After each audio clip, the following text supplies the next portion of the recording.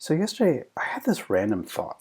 What if I could take a element reference from inside a component view template and actually move it out of the confines of the template and into the root of the document, into the document body? Would it continue to work? So to test this, I created this stopwatch component, and you can see here I have this root div within the view template, and I'm getting a template variable reference to it, and then I'm injecting that variable reference into the component using this DOM query here, this view child annotation. And then after the view is initialized, meaning all of the Angular bindings have been wired up, I then take that native element and I move it out of the current component and into the document body. So append child, what it'll do is it'll take a DOM node and it'll append it to a particular node in the DOM tree. And if that node is already attached somewhere else in the DOM tree, it will implicitly detach it from the current location and then move it to the new location. So essentially this is a move operation of this DOM node out of the component template and into the body element. And what I wanted to make sure was that bindings, the Angular bindings, continued to work. So you can see here I have a tick count for my stopwatch, and I have a start and stop action. And all those will do is set up an interval that gets the current tick count, and then we'll clear that interval when I stop it. So essentially I'm just making sure that the bindings in the Angular template update. And then to make sure that this works across lifecycle methods, in my app component, here's my stopwatch, and you can see that I'm using the ngf structural directive to show and hide, or to create and destroy this, again, just to make sure this continues to work. Now, if we run this, let's jump over to the browser and let's just refresh, make sure I have the latest code.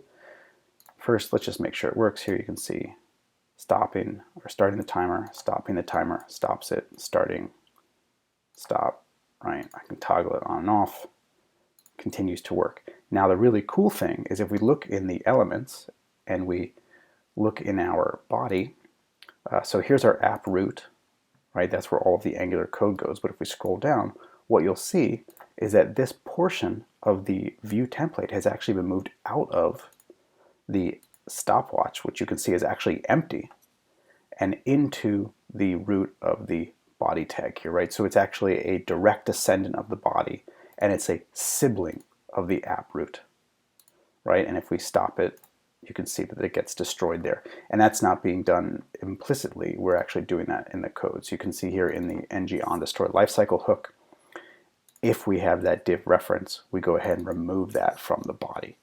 So we have to do that explicitly because I don't think Angular is going to do that on its own. I actually didn't check that, but I assume it wouldn't do that on its own.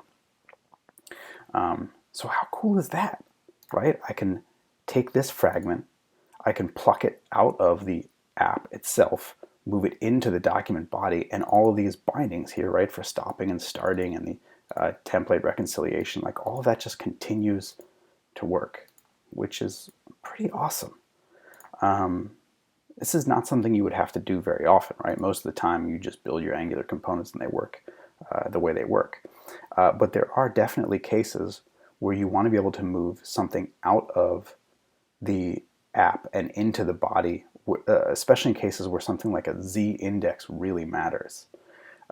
Things like like a toast notification or a drag and drop operation, right, where we want to have a ghost hovering above the rest of the app, like maybe a pop-up, something where Z index is critical, and we have to get it outside of that app root in order to help ensure that that Z index is universally upheld across all of the elements within the application.